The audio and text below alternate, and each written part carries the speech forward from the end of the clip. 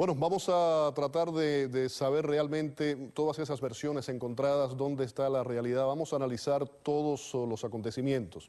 Para eso me acompañan aquí en la noche de hoy en el programa Guillermo Cueto, exoficial de Seguridad Nacional de Estados Unidos. Bienvenido, muy buenas noches. Gracias, Felipe. Y Wilfredo Amer Ruiz, abogado de la Asociación Musulmana de Estados Unidos. Un placer.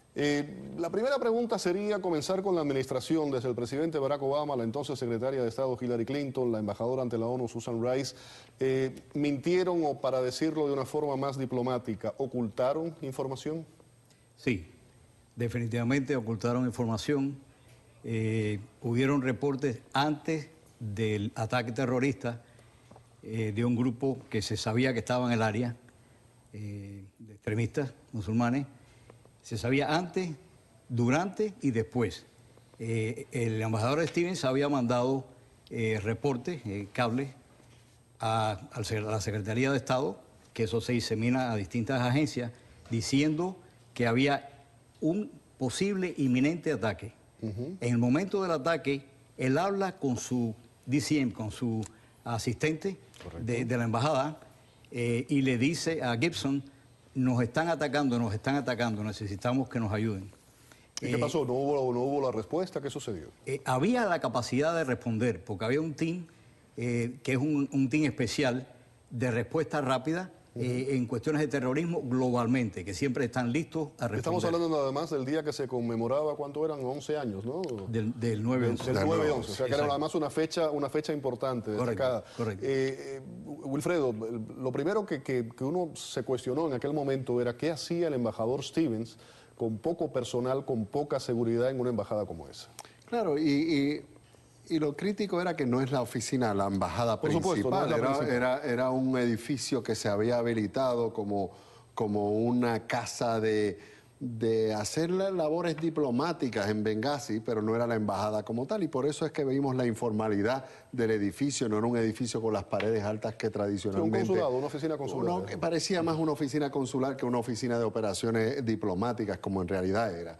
Y yo creo que fue una sobreconfianza en el sistema, especialmente yo creo que fue un pecado de juicio de tener ese tipo de operación en una nación tan volátil como lo era y lo sigue siendo. Por Libia, supuesto, ¿verdad? por supuesto.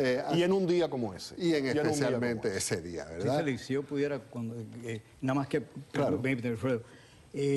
Yo he leído, desde el punto de vista antropológico, de la mentalidad árabe, de Bernard Lewis, que es la persona que se conoce, que sepa más de la filosofía, de la religión y antropología árabe.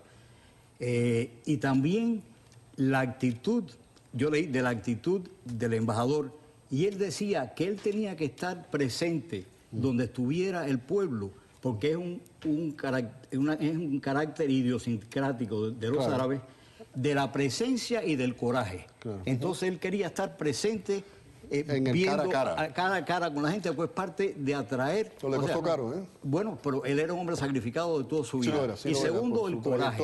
Su trayectoria lo era. En la filosofía y en la tradición idiosincrática árabe, el coraje pesa mucho. Y no tan solo eso, Félix.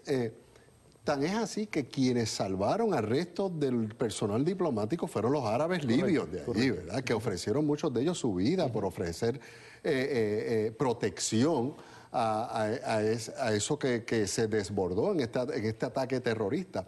Ahora, ¿todo eso estaba planificado? ¿Fue algo espontáneo que surgió? No, definitivamente esto fue un ataque terrorista. Lo único que lamentablemente se ha politizado, si se ha... Vamos a ir ahora a eso.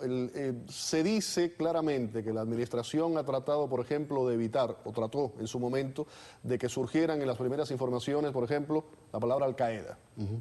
Palabras específicas que iban relacionadas con el terrorismo. Porque estamos hablando 11 de septiembre, un poco antes de las elecciones, y todo esto presuntamente tenía fines electorales. Claro, con el discurso de que Al-Qaeda estaba decimado, que el movimiento terrorista luego de la muerte de Osama Bin Laden estaba ya en otra etapa, y vimos que lo que probó esto era lo vigoroso que estaban los movimientos terroristas aún en Libia y en otros países que de ordinario no se habían expresado tan fuertes como se estaban expresando. Lo que sucede también, Félix, es que Lo malo de todo esto es que se ha jugado con algo que de ordinario une a la nación norteamericana detrás de su presidente, que es cuando hay alguna crisis de seguridad nacional, total, como era esto, en politizarlo y decir que si se trató de esconder, si no se trató de esconder, cuando debieron estar aunadas todas las fuerzas detrás de la seguridad. Lo otro que hay que analizar también, Félix, es cuánto se ha liberalizado tanto el uso de la palabra terrorista o ataque terrorista, que un tiro en una embajada ya se denomina como un ataque terrorista. Que alguien tire un tiro en una embajada norteamericana en Egipto, dice que eso es un ataque terrorista que hubo en la embajada norteamericana de Egipto.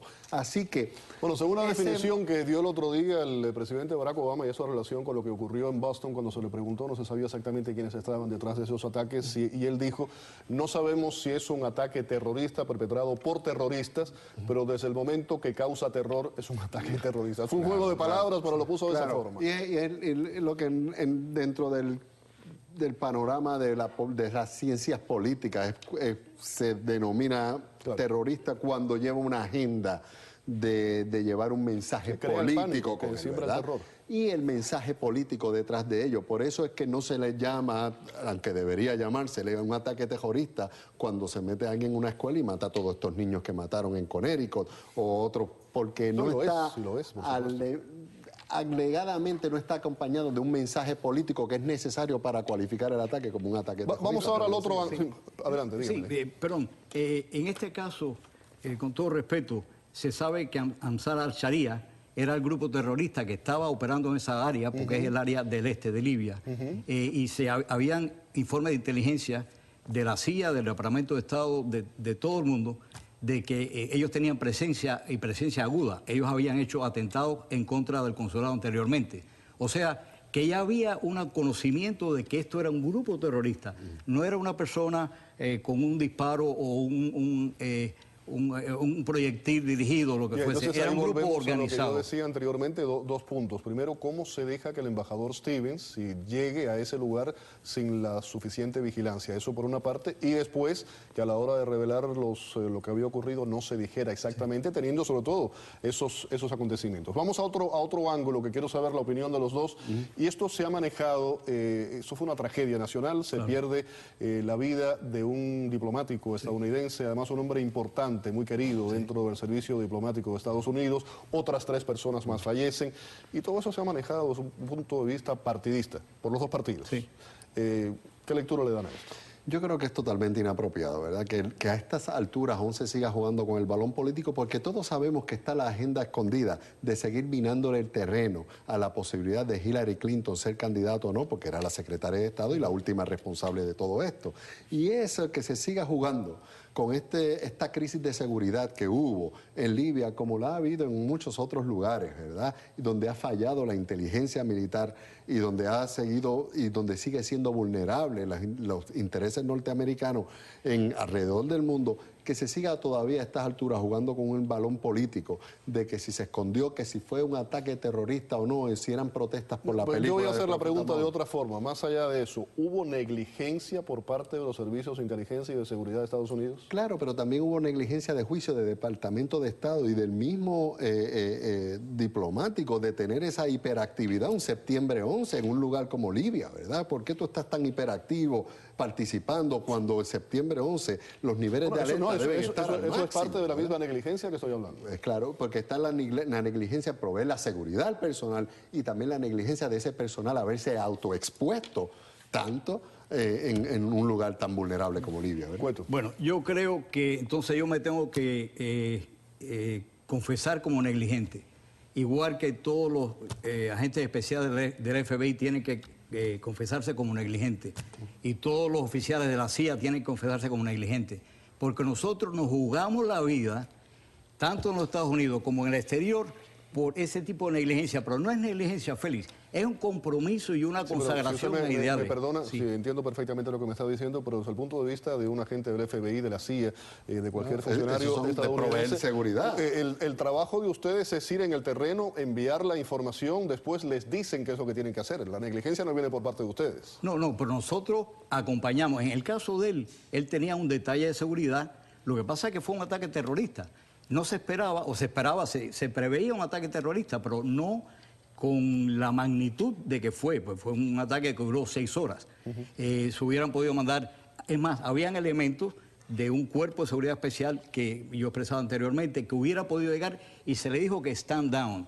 A la gente de lo que es Africacom, que es igual que Southcom, pero de África, le dijeron stand down. Eso no es local, eso viene del Pentágono. Tengo que irme y no quiero hacerlo sin tratar de redondear pues, lo que estamos haciendo. ¿Qué ocurre con todo esto? ¿En qué para? Lo más rápidamente posible. Yo creo que va a haber un comité bipartidista que va a hacer un examen profundo de todos los hechos y hay que... No, eso ha existido, se ha estado haciendo No, se hizo una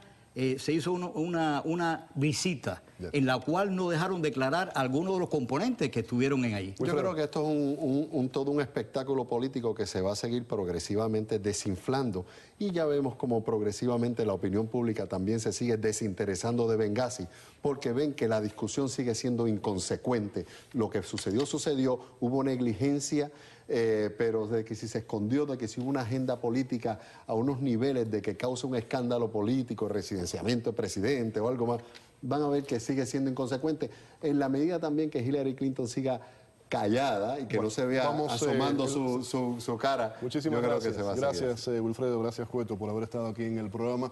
Vamos a la pausa. Al regreso aprueban un impuesto sobre las compras en Internet. Vamos a analizar el tema. Más adelante, además, la narcoviolencia mexicana traspasa las fronteras estadounidenses y se diversifica. Veremos los detalles.